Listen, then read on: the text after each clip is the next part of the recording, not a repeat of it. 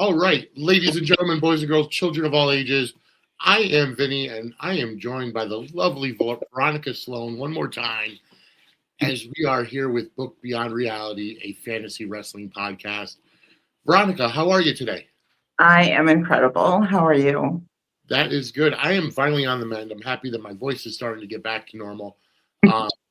Obviously, in full transparency, folks, this is a pre-recorded episode. We are recording this on February 1st, so that means yesterday was the Royal Rumble live from Riyadh, Saudi Arabia, and one of the people in the participants in this fantasy match actually had a really good showing in the Royal Rumble, and I am talking all about Oba Femi. But before we get to the ruler and his information, I do want to go over and let everybody know that, as always, go ahead and hit that like button on this video, hit the subscribe button on our network, and turn on the notifications bell. We have so much on our YouTube channel, whether it's wrestling related, soap opera related. We're getting our pop culture time machine up and running. So there's so much on there, and there's more to grow. We also, for the entire year of 2026, every month we are doing a giveaway of Suds and Squared Circle Media t-shirts. And to enter, all you have to do is give us a super chat, a super thanks, a super sticker, and every super enters you into the chance to win the t-shirt. So support the network and win a shirt. It's a win-win situation for everybody.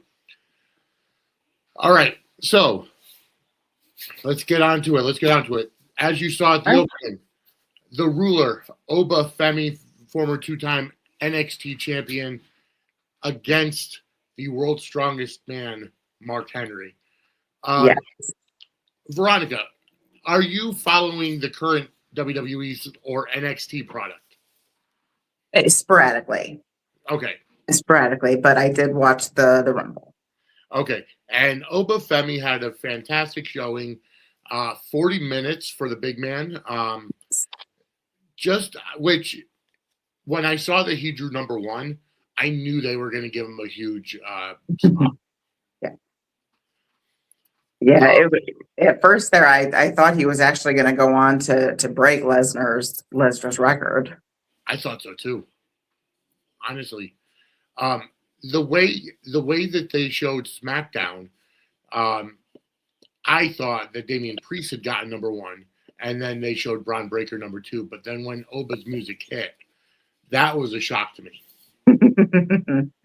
Yeah, that's number one is a difficult spot to come out in, but we've seen so many persevere and stick around. And if anybody would have been capable to do that, it was absolutely Oba Femi.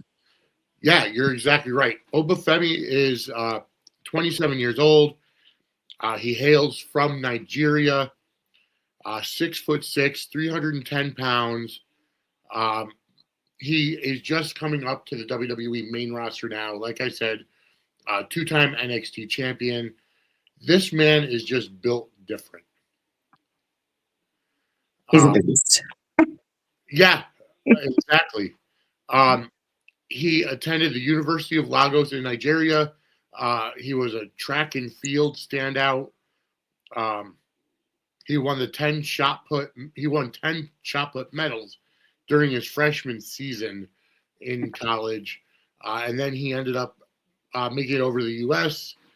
To attend Middle Tennessee State University, and then came into the Performance Center only 2022, 2023. This man is a throwback. Let me put it that way. We don't see people like him anymore. That's fair. Some of the guys in his realm that I could think of off the top of my head are obviously Brock Lesnar, Zeus, the people that just had that awesome strength. Mark Henry, of course, being one of them. Have you been able to see any of Oba's matches in NXT besides just the Rumble yesterday? Oh, yeah. I'm actually a huge fan of Oba Femi. He is probably one of the main reasons I do come back and see what's going on. Yep. So I absolutely love seeing him up there on the main roster, being put in a position to come out, as number one, Yep. for the Royal Rumble. So yeah, I was really, really happy to see that because I loved him, in NXT. And I said, lately NXT has been so far better than SmackDown or Raw that when I do watch WWE, it had been NXT. Yeah. So I was introduced to Oba earlier on, and he got my attention there. Still does, bring me back to, obviously to the main roster where I used to shy from. Yeah. No, and it makes sense because he's an attraction, but he's also from what I see, what I look at, Oba Femi is an attraction. He's like similar to, let's say, a Brock Lesnar mixed with a Kofi Kingston. And the reason why I say that is because Oba is very agile for his size. Exactly. And he can do moves that honestly giants, big guys shouldn't be doing.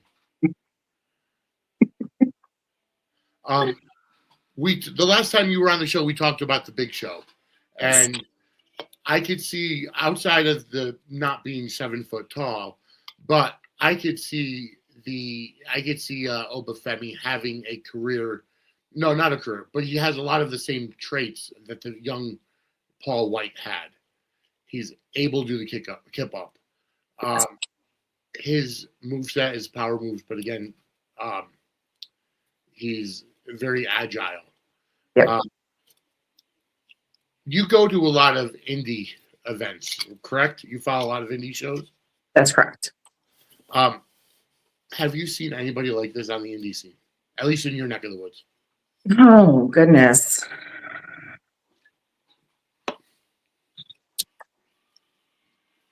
I guess not. Because nobody stands out to even have a similar stature to that that I've seen, unfortunately, in person. What indie organizations do you follow or do you work with? We cover a lot of Strictly Insane Pro Wrestling. They're actually the promotion where we started this venture. We were going to different shows for a few different months, kind of scoping out who we wanted to showcase, because when we started this, we were not a podcast. And we had been since really moved from being a podcast now to just being a show, with what we offer. But we were just a vlog series. People that went in and tried to just capture as much of the essence of the talent, so that they could be, sought after more, be seen. So we would do our exclusive interviews and drop those on YouTube. And it was at a time where it was getting difficult, where I had to take some time back and not travel so much, is when my daughter and I, Tori, she and I said, let's try this podcast thing. Everybody always assumed that we were a podcast, and we were always telling them no, but you know what? Let's go ahead and go. And so we did. And it's February. So we are 2 years into doing all of the covering of the different shows throughout Southern Illinois.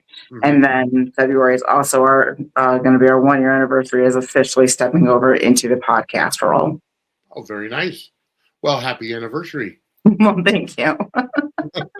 It's been quite a ride, but you know what? It's been a lot of fun, and we're not going to be stopping anytime soon. So how is it working with your daughter? Because sometimes, the creative juices don't necessarily flow from one generation to the next, or it's great that you're able to enjoy, sports entertainment, professional wrestling with your daughter. Yeah, it's absolutely amazing. This actually started out as a homeschool project. Oh, okay. So I do homeschool all 4 of my children. Okay. But I do what's more, of course, I follow all the rules that I have to for the state that, I'm in, but it's more of an unschooling. So basically how I teach their curriculum is in the way that they're going to use it in their life. Yes. They were interested in wrestling. Okay. So is your anatomy class based on the teachings of Gorilla Monsoon? No, but you know what? I'm thinking maybe next chapter I can work that in somehow.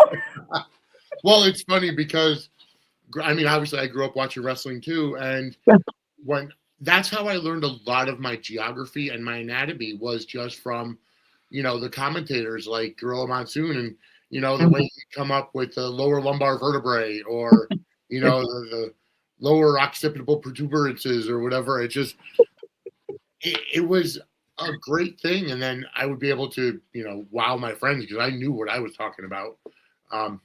But I think that's great that you utilize wrestling in the homeschool aspect. Yep. And she once, was very interested in doing the broadcasting, the journalism. Yep. And so that's when this whole started. That's how she became the exclusive interviewer. And she's been learning how, what you need to do and how to go about bringing this into her actual career one day. Yeah. That's fantastic. I give you a lot of credit. Thank you. And I like how you use the term unschooling, because I think we're seeing a shift to more of that nowadays. Yeah, it's a lot more beneficial. I'm not going to teach them something in a manner that they're never going to use it. I have to make sure they understand where and how it'll pertain. Yeah, no, I understand that completely. All right. We kind of got off the beaten path of what we were talking about, but it's okay because I'm trying to kind of get your information out there to help you grow your network and everything, as well as on our show. But before we go ahead and get to get to Oba's fantasy opponent, Suds and Squared Circle Media is an official affiliate of the WWE shop. So if you want to help support our network and get some cool WWE merch, you could just follow our link. Ladies and gentlemen, Suds and Squared Circle Media is an official affiliate of WWE shop. If you want to buy stuff for the new AAA Mega Champion and WWE Intercontinental Champion Dominic Mysterio, or the classic Stone Cold Steve Austin with his Austin 316 merchandise, or merch for Raw is War, SmackDown, or any other WWE show, just go to wrestlingmerch.suds-media.com or scan the QR code for our affiliate link. You can either go to wrestlingmerch.suds-media.com or scan the QR code on the screen, and you'll be taken to WWE Shop using our affiliate link. And anything you buy using our affiliate link, we earn commission. All right, and we are back, and we are going to be talking about the world's strongest man, Mark Henry. And Mark Henry came around at a time during the Attitude Era and took a while to gain his footing. Would you say that? I'll agree with that. Yeah, but he was almost like another Andre the Giant, so it was a matter of finding his way to utilize that same, persona, but do it in his way. And I think at that point, people were looking for more, flamboyant, performers out there. Yes. We did see, he debuted. His debut match was at a pay-per-view, an in-your-house pay-per-view, and that was against Jerry the King Lawler. It was In Your House 10 Mind Games in September of 1996, where he made his official debut against Jerry Lawler, clad in the red, white, and blue. And that had to be, and I go again to the indie, organizations that you follow, making your debut on paper, first match ever on pay-per-view, had to be very nerve-wracking for Mark Henry. Oh, absolutely. How could it not be? Yeah. Being that you're around a lot of the up and comers in the professional wrestling sphere, Mark Henry's influence can be seen in some of this generation, I'd assume. I can see that, especially with the Braun Breakers, the Oba Femis. Yes. So, yeah, absolutely.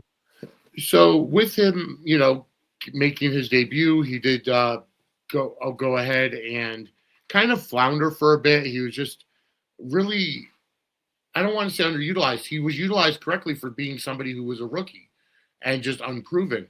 That is all until 1998 when he joined the Nation of Domination with Farouk and Kama and The Rock and D'Lo Brown. Mark Henry, this is, I believe, where he found his personality. Were you a fan of the sexual chocolate character? I was. I think a lot resonated again from, like I mentioned earlier, Andre the Giant for me. So of course, that's something that would automatically draw me into him. Yeah. And I just, and again, always, I believe I said this the last time we spoke. I usually don't go with the ones that people are popular over, the ones you pick. I'm not a follower. I stay back. So again, I'm going to naturally be drawn to the guy who's not really finding his footing, so to speak. And I think the sexual chocolate character, because he's talked about it at length in in interviews, in that it really brought him out of his shell. Yeah. And then the storyline with China and with the I can't remember now, but he did have a brief fling with a Sammy. That's what it was, who was a transgender or transsexual type of person, which was very, very new for its time. Yeah. But in terms of the ring, he wouldn't actually come into his own with the actual World's Strongest Man character until the Hall of Pain. And he ran roughshod over the WWE in the early 2000s. I want to say it was 2002 to maybe 2005, where he came back with the dreads and a whole new fire. Yeah. He went to the SmackDown brand. He fought against Chris Jericho, Christian, and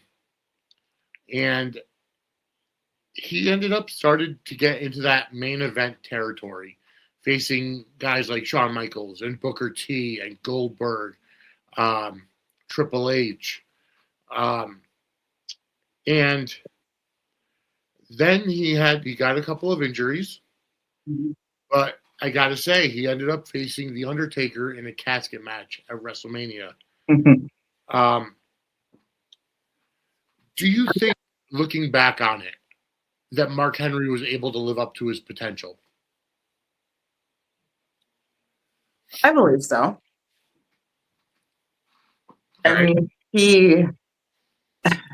he was used in so many different aspects, having such a big change from sexual chocolate to, the World's Strongest Man, that seeing that versatility, allowed him to be able to reach those goals. Yes. And, be utilized in the best of his manner. And he did, but so that makes that Rocky start worth it, but I think he was able to pull off exactly what they needed to show everybody who Mark Henry was. Absolutely. So the infamous promo where he wore that salmon-colored jacket to announce his retirement, only to attack John Cena, who was the world champion at the time. I was shocked. Like, when I was watching it more often than I do now, being that somebody like Mark Henry could, pull that off, it catapult him to the world championship level. And then all of a sudden he's back into tag teams. with MVP, which is a great tag team. And then, you know, he kind of floundered. He had a brief, I guess, alliance with the Big Show. Two aging veterans, you know, who were the, you know, world's strongest man and the largest athlete in the world. And, you know, you kind of helped to start put over some of the younger, bigger guys like Braun Strowman and the Wyatt family at the time. And, you know, then he went to AEW and he was, you know, kind of in that commentator role for a while. Finally came back to WWE and as a Legends deal. But overall, Mark Henry obviously went to the WWE Hall of Fame as well. How do you foresee Oba Femi stacking up to a Mark Henry in terms of career-wise? Do you think his career, obviously taking out injuries, but do you think his career will have the same kind of trajectory, or do you think that he'll be able to surpass Mark Henry? Surprisingly enough, I'm going to say no. Okay. I would have to be really surprised and see some of that versatility that I just mentioned. Yes. amongst Oba Femi, you know, and I don't think he could bring it. I really don't. Okay. All right. Well, we're gonna give you a quick word from Gimmick Table Media, and then we'll get into our main event of the day, and we'll watch the simulated match on WWE 2K25 between Oba Femi and Mark Henry. We'll be right back with that. Don't go anywhere. Ace Finley again, reminding you to check out Gimmick Table Media, a community of creators, streamers, podcasters, and fans from all corners of entertainment. Dive into chats, collabs, and laughs. There's always a spot for you at the table. Catch all our amazing shows, creators, and exclusive content at linktr.ee/gimmicktablemedia. All right. So now we are going to go ahead and get to our main event of the evening. Oba Femi, the ruler, versus the world's strongest man, Mark Henry. As we make our way into it, beyond reality, WWE Universe, bow before the ruler. Sir, yes, sir. Oba Femi is an absolute powerhouse.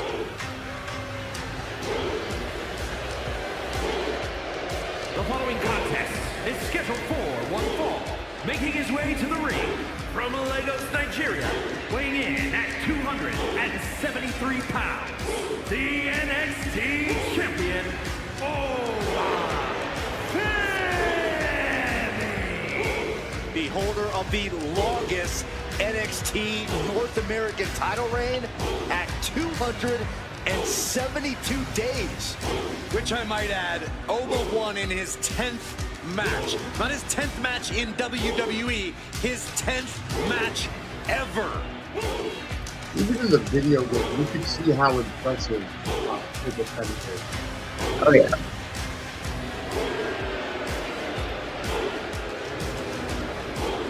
The ruler's dominance is not worth questioning. Yeah, Corey, not many competitors are eager to climb into the ring and face this man, that's for sure. Well, just look at him. Who would want to mess with Oba Femi?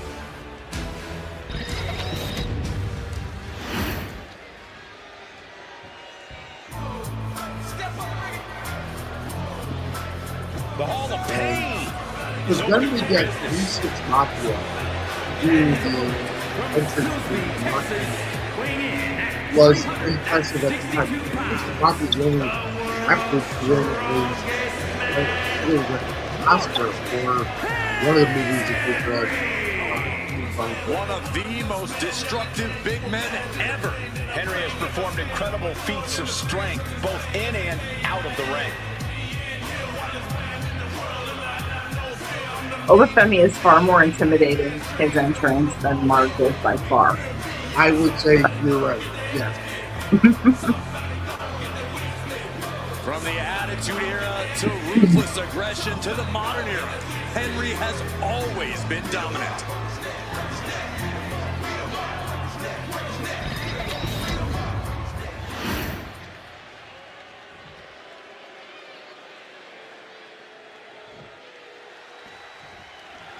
Bells out, and here we go with the world's strongest man, Mark Henry. Whatever strategy you have of attempting to overpower Mark Henry, well, you can toss it right out the window. When I was thinking about this match before, earlier today, what the game just simulated is a thought that I had. And when you're comparing the strength between Oba and Mark, yes, Oba's, looking far more fit and muscular.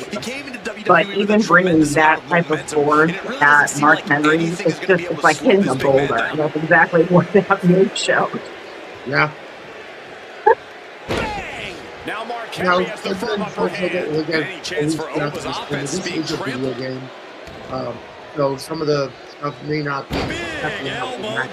However, really felt that one. In the match, in the game, offense from Henry's arsenal. So he does have an extra added. Getting tossed. Was definitely not thinking about finesse with that one. Was only thinking about I had nothing to do with gameplay. I left my controller off, and it was all chaos. Oh, that was just malicious, insulting. Trying to get that mental edge. You can't let yourself get psyched out. Constant pressure stacking on top of Femi here. This one is all Henry right now. Oba Femi is so intense, so powerful. No doubt that's all going to factor into this match tonight. Oh, you're not wrong, Cole. Oba Femi doesn't need to change that formula because, boy, does it work for him. Unbridled intensity, unparalleled power. That's what Oba Femi's all about. I would think that Oba would tire Mark out. Yeah, I agree. I would think the longer the match goes, the more it's going to be. Henry gets him back. Oh, what a club. The shoulders are down. And there's the kick out. Staying in this one.